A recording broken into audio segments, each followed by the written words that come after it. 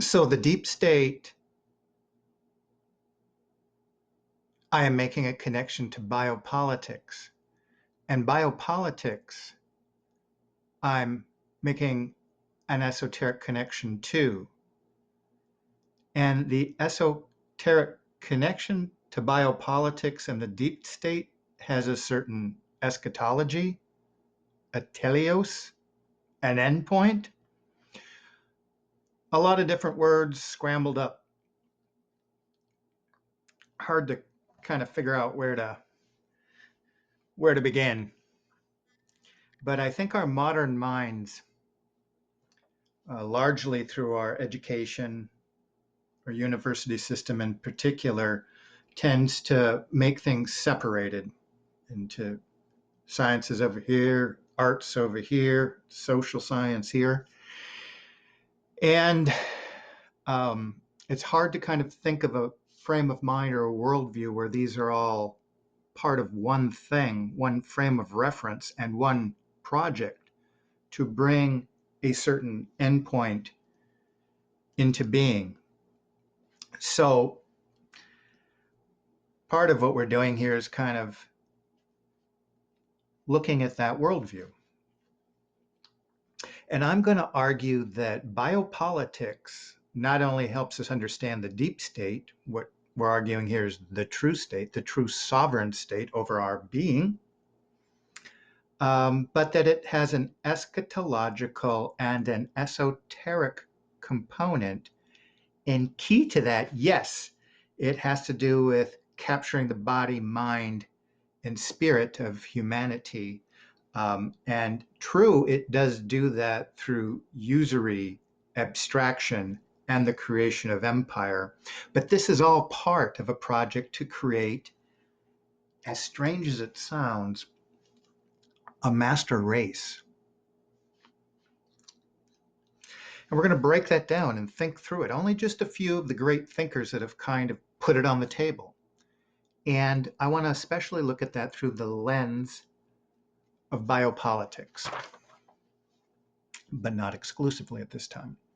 So I'm going to argue that the biopolitics and the construction of this, as Foucault would say, true race, or as so many others have called the master race, is the modern incantation or incarnation of an ancient plan for human transmutation.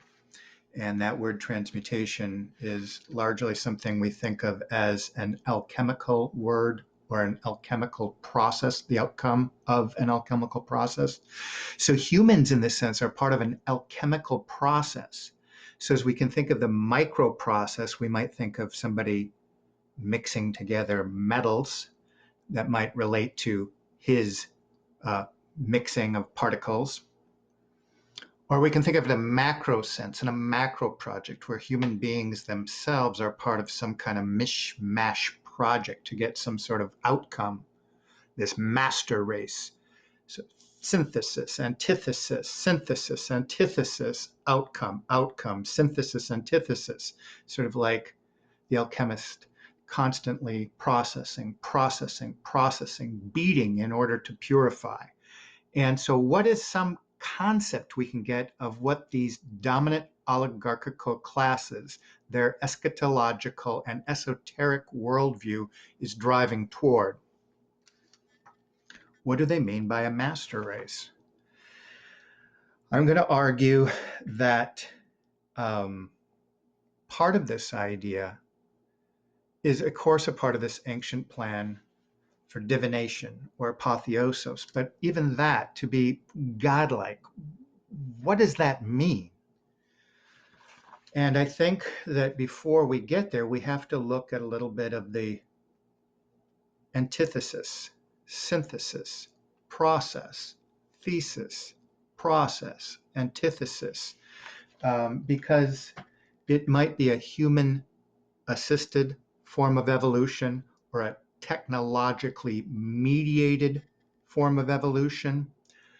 But let's look at the path from where this has been spawned and where we're at now and where it seems to be going. And when we do, I believe the unfolding of events that are happening around us will become more clear. So we said last time when we were talking about Foucault's biopolitics, just to go back to him, he said that what we're talking about here doesn't get discussed in the universities, in part because it's occulted, esoteric, it's hidden and meant to be that way, but also the very process does not, in Foucault's words, lend itself to rational investigations. But nevertheless, here I'm trying to use tools of social science to get a handle on what's happening. And Foucault gives us some idea in his estimation.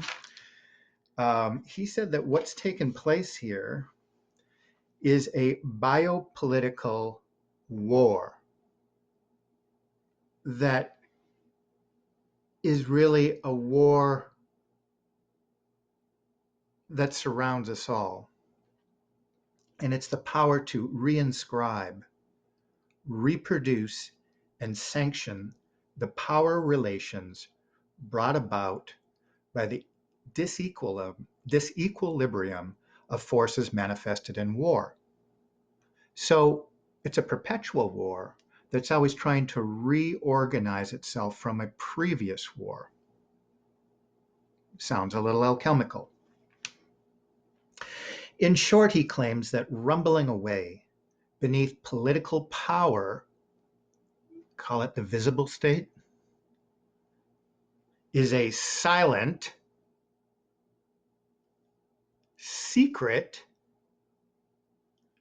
primitive, old, and permanent. Let me read that again. Silent, secret, primitive, permanent war. Alchemical brew. And we're part of the mishmash being stirred about, in Foucault's terms here, that consists of and reinforces the power relations. Is he talking about the visible, the invisible power relations? Mostly the invisible, or he would say the true power relations. What are they attempting to make? The true race. Reinforces the power relations between social groups. Initially, this discourse posted a racial binary consisting of two races, sort of friend or foe, at war with one another. However, by the 19th century, the theory of permanent race struggle was no longer seen as a binary or antagonism, and it was recasted within this theme of racial confrontations in terms of the theory of evolution. And again, that's just a modern way of saying the alchemical process of old. It's just putting scientific garb, theoretical garb, on an ancient alchemical practice, esoteric practice, with an eschatology, an endpoint. The word evolution doesn't simply mean change, it's change toward a designed end or an objectified end. Okay, so the movement of history, peoples, relations constantly being recast from the last battle, now engaging in a new battle, social relations bumping into each other, arrangements of binaries in order to get this outcome. But he's saying by the 19th century, the theme of racial confrontations in terms of the theory of evolution and the struggle for existence, which contains not a binary or single antagonism, but one true race, from which certain groups or individuals deviated. At this point, the discourse formulates biosocial racism, which does not, again, lend itself to rational discourse. And now I want to explore a little bit more the esoteric, the hidden logos, or as Agamben would say, the hidden matrix behind all this. And that's the hidden biopolitical matrix. And we can see this in the terms that we'll get to in terms of the modern discourse within military revolutions, within genomics, or the molecular revolutions. All of these are heading in the same, or being cast and recast in Foucault's terms along the same great path. And we mentioned before the Kabbalah from 1908, and this is again by adepts, people part of this esoteric worldview, this great project, great plan, great work. And they're explaining part of this sort of externalization project that they're undergoing. They're explaining their path, and they're talking about this division of master races. And again, they're going to say here, there was pre-Adamic many races. And if you think of Madame Blavatsky, he's talking about all these previous civilizations, and where they get this information is perhaps not important, but we're going to think about where they think they're headed. So they're saying today, they're talking about 1908, there have been many races. Our own race is the fifth, with stragglers in the fourth. So they're saying some of us here are in the fifth, but the great body, the herd, is probably still in a primitive condition, which has set foot upon the path. This is in the fifth. They're setting foot upon the great work, the great path. And then there are a few advanced souls, in their minds, the adept, the illuminated. Of our own race, who have outstripped the masses and who have passed on to the sixth and seventh subdivision, and some few beings still further on. The man of the sixth subdivision will be the Superman. He of the seventh will be the Overman, or in Nietzsche's terms, the Übermensch. Could they be talking about here the man of perdition, the Messiah, the Antichrist? Possibly.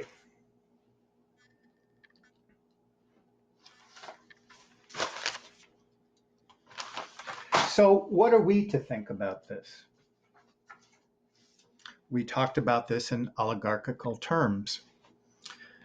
In America, we have an oligarchy, and we've suggested that they might be players on the world stage in a significant way, or maybe not the way we think. And we talked about this oligarchical class in the United States in terms of the 60 families. Every person from Ferdinand Lundberg to Emmett Roosevelt to C. Wright Mills identifies these 60 families. And in more contemporary terms, with William Engdahl, within the last decade, throws that number at us again. And he's going to go back to the late 19th century, the sort of titans of industry, the robber barons, the Vanderbilts, the DuPonts, the Pullmans, the Morgans, the Mellons. The names were so familiar with Carnegies and Rockefellers. And he said they've become these giants, some 60 families of these sorts, including created this plutocratic wealth from a close network of plutocratic wealth and inbreeding. They bullied their way to the destiny of the United States, some 60 ultra-rich families. So are we sort of supposed to think in the framework that we're taught at the universities, that each nation state is responsible for its own sovereignty, and the people that climb to the top of that nation state are those sort of contained within the dynamics of that nation state, and that's from which they operate? And of course, we're saying here, no. That the very notion of oligarchy is that they're connected to an international, and even before the nation state, sort of a world system of families that is old, old indeed. And for the most part, their allegiance does not lie within the nation state. That's one of the secrets to their power, or as Foucault would say, one of the secrets of empire. And it's helpful, again, to repeat what we mentioned earlier about a writer named Webster Tarpley. And he is going to, like so many others, Carroll Quigley, of course, that to see the modern form of empire, we really have to think of not the United States hegemonic controlled as being independent from other previous empires, but very much a part of it. What do I mean? He would say that the Anglo-American connection was there from the start, but this British Empire itself was not separate from the scheme of world empires. So what we're talking about here is a project of world empires. Tarpley puts it in this way, that the British Empire isn't even British. See, we're sort of bringing our own thoughts to that, so linguistically speaking. The tradition, that is the British Empire, extends from Babylon, Rome, Byzantium, Venice into Britain. The system employs unique methods of imperial geopolitics, philosophy, and social control. And again, we've been given this accidental view of history. There's the different political organizations, principalities, empires, nation states, tribes, whatever, and they just go. He's saying, no, look at the fulcrum of power, and we see a project at hand. So we see from the beginning the Babylonian to the Mesopotamian to the Assyrian, to the Greek, the Roman, the Holy Roman, and so forth. There's a project, and these dominant oligarchical classes, families, we can thread them genealogically all the way until the power structure today. It's a big idea. And they have a unique method, ancient method of control, and they have an ancient set of objectives. And now we're arguing one of these is to create a master race. And we've suggested from the Kabbalah, they already think of themselves a step or two above the herd, but not quite there yet. And what I think is interesting, and one of my takes here from Tarpley, is that the way we need to see all the power structure, the alchemical brew of the ancient world, between, they're having it out between the Assyrians and the Persians and the Greeks. And it is sort of a chemical clashing of forces. But I would suggest that we look at the outcome in terms of an hourglass. All the ancient families with their fighting and feuding and who has the largest military and who's dominating the money supply at any one time funnels in, especially to the 8th, 9th, and 10th century in the city-state of Venice. And you're going to get a unique class of bankers, sometimes called the Venetian black nobility, who is an alchemical brew in and of itself of a lot of the different cultures and interests of the ancient world. They're going to come together and be recast and reformulated, in Foucault's terms, into the modern world. And they're going to spread this system into a system of hegemony that's going to go into places like Florence and influence the Renaissance. They're going to go into Spain and influence the direction of the discovery of the New World, into Holland, and create the system of modern capitalism, create the city of London, which is going to launch the British Empire, and then its satellite nation, the United States, which will become, I would argue, the muscle piece of putting together this last leg of the New World Order. So Tarpley, interestingly, says, at the center of oligarchy is the idea that certain families are born to rule as an arbitrary elite. They're destined to rule. They were made to rule. It's in their DNA, the very fiber of their beings. Some even feel that they're a product of, as crazy as this sounds, fallen angels. Others think they are God's chosen people. even to the extent that they think their family and their race and their mission, they themselves are a messianic class. But again, I think looking at any one part of this alchemical brew can mislead us from getting the picture of exactly what's going on today. So the essence of oligarchism, says Webster Tarpley, is summed up in the idea of the empire project. In addition to usury and abstraction, empire is the vehicle that they're going to use, but it's not the end in itself. Yes, world empire is the final step in that political economic piece, but it's not the ultimate end game, says Tarpley and me. In which an elite identifying itself as a master race, it's a separate class that needs to rule the herd, rules over a degraded mass of slaves or other oppressed victims. If oligarchical methods are allowed to dominate human affairs, they always create a breakdown, civilization, crisis of civilization with economic depressions, war, famine, plagues, and pestilence. A pillar of the oligarchical system is the obviously family fortune, the continuity of the family fortune, which earns money through usury and looting, is often more important than the biological continuation across generations of the family that owns the fortune. And that's from Tarpley's The Venetian Black Nobility and the Concept of Oligarchy.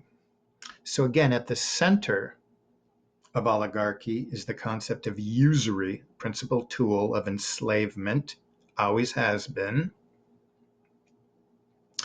in order to create an empire. But it doesn't have to be one place and one people. It's part of this alchemical process, whatever works at the time. If the project in Spain is no longer serving your purposes of projecting that ultimate empire, then we'll move to Holland or England or create an amalgamation of all of these parts in sort of a United Nations of power. But ultimately, the usury, the empire, and the abstractive way they dominate culture is ultimately for the creation of this master race. And according to Tarpley, then the families constitute a financial oligarchy. Behind the Windsor throne, they view themselves as the heirs of the Venetian oligarchy. So the ancient world comes up into this mixture in Venice, and those same families have dominated now the world since easily the 10th century, according to this view. And I believe the proof is in the genealogy of who's ruling today. In the visible government, but definitely in the deep state. Okay. So with this, I would like to add a more provocative piece. So how do we get some kind of handle in the sort of the funneling up into the Venetian black nobility? Okay, this is a huge topic, and I'm only throwing one thing on the table. And this is from a controversial book with the word controversy in the title. And it's called The Controversy of Zion by Douglas Reed. It was written between 1951 and 1953. He was one of the more celebrated British authors in the early 20th century. Upon writing this in the foreword to the book, he said, "I'm sure that my reputation will ultimately, as we would say in today's terms, end up down the memory hole." Because what he's about to write here, he realizes that his entire career, he's seen it happen so many times before, was going to be flushed away. But he felt it was important to write this. And it's a long, intense work, but in terms of the master race, he throws this word out there, and now I'm putting it on the table for us. Again, this is from Douglas Reed's book, The Controversy of Zion. According to Reed, the true start of this affair occurred on a day in 458 BC, which this narrative will reach in its 6th chapter. I'm reading from chapter 1 right now. It's how it opens up.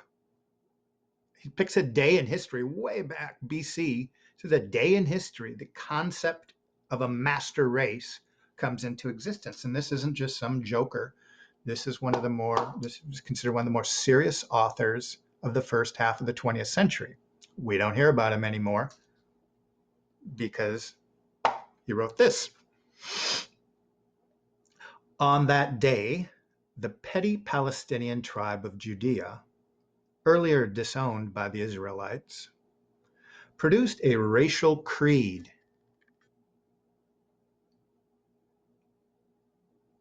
the disruptive effect of which on subsequent human affairs may have exceeded that of the explosive or epidemic affairs to pass. This was the day on which the theory of the master race was set up as law. And now I can't dig into this entire book, but what he's suggesting here is it wasn't revealed by the prophets. It wasn't part of a Hebraic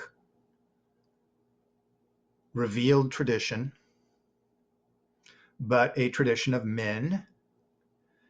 When he speaks of the laws, he's talking about an oral tradition, an oral legal tradition, which would eventually produce, in his estimation, the Talmud, the oral tradition or the oral laws.